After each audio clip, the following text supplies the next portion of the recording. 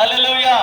ಮತ್ತೆ ವೇದಿಕೆ ಮೇಲಿದ್ದಂತ ಎಲ್ಲ ಗಣ್ಯ ವ್ಯಕ್ತಿಗಳು ಒಂದು ಪ್ರೀತಿಯಿಂದ ಒಂದು ಮಾತು ಹೇಳಿದ್ರು. ಬ್ರದರ್, ನಮ್ಮ ನಾಗೂರ್ ಗ್ರಾಮದಲ್ಲಿ ನಾವೆಲ್ಲರೂ ಅಣ್ಣ ತಮ್ಮ ಅಕ್ಕ ತಂಗಿಯರಾಗಿದ್ದೀವಿ ಎಂಬುದಾಗಿ ಹೇಳಿದ್ರು. ನನಗೆ ಬಹಳ ಸಂತೋಷ ಅನಿಸ್ತು. ಆದ್ರೆ ನಿಮಗಾಗಿ ದೇವರು ಹೇಳ್ತಾ ಇದ್ದಾನೆ. ಎಫೆಸದವರಿಗೆ ಬರೆದ ಪತ್ರಿಕೆ 1ನೇ ಅಧ್ಯಾಯ 4ನೇ ವಾಕ್ಯದಲ್ಲಿ ಹೇಳ್ತಾ ಇದೆ, ಏಕೆಂದರೆ ನಾವು ಪ್ರೀತಿಯಲ್ಲಿ ನಡೆದು ಆತನ ಸನ್ನಿಧಿಯಲ್ಲಿ ಪರಿಶುದ್ಧರು ದೋಷ ಇಲ್ಲದವರು ಆಗಿರಬೇಕೆಂದು ನಮ್ಮನ್ನ ಜಗತ್ ಉತ್ಪತ್ತಿಗೆ ಮುಂಚೆ ಕ್ರಿಸ್ತನಲ್ಲಿ ನಮ್ಮೆಲ್ಲರನ್ನ ಆರಿಸಿಕೊಂಡನು. ಹಲ್ಲೆಲೂಯಾ.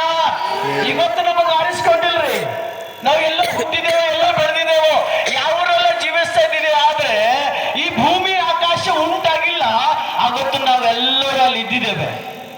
ಹಲ್ಲೆಲೂಯಾ. ಅಲ್ಲಿ ಇದ್ದಿದ್ದ ಕಾರಣ ಇವತ್ತು ದೇವರು ಈ ನಾಗೂರು ಪ್ರಾಂತದಲ್ಲಿ ಎಲ್ಲರೂ ನಮ್ಮನ್ನು ಒಂದು ಹೂಡಿಸಿದ್ದಾನೆ. ಹಲ್ಲೆಲೂಯಾ. ಆದ್ರೆ ಪಾಸ್ಟರ್ ದೇವರು ನಿಮ್ಗೆ ಹೇಳ್ತಿದ್ದಾನೆ, ಫಿಲಿಪ್ಪಿ 4:19 ಹೇಳ್ತದೆ, ನಿಮ್ಮ ಐಶ್ವರ್ಯಕ್ಕೆ ತಕ್ಕ ಹಾಗೆ ನಿಮ್ಮ ಪ್ರತಿಯೊಂದು ಕೊರತೆ ದೇವರು ನೀಗಿಸುವನಾಗಿದ್ದಾನೆ. ಮನುಷ್ಯನಲ್ಲಿ ಏನೂ ಇಲ್ಲ, ಬೇಡಿಕೊಳ್ಳಲು ಯಾವ ಕಡಿಮೆ ಇಲ್ಲ. ಆಮೇಲೆ ಹಲ್ಲೆಲೂಯಾ. ಅದಕ್ಕೆ ಮುಂದೆ ಬರುವ ದಿನದಲ್ಲಿ ಇವತ್ತು ನಿಮ್ಮ ಸಂಗಡ 4 ಜನ 5 ಜನ ಇದ್ದಿರ್ಬೋದು, ಸ್ವಲ್ಪ ಜನ ಕಾಣ್ತಿರ್ಬೋದು.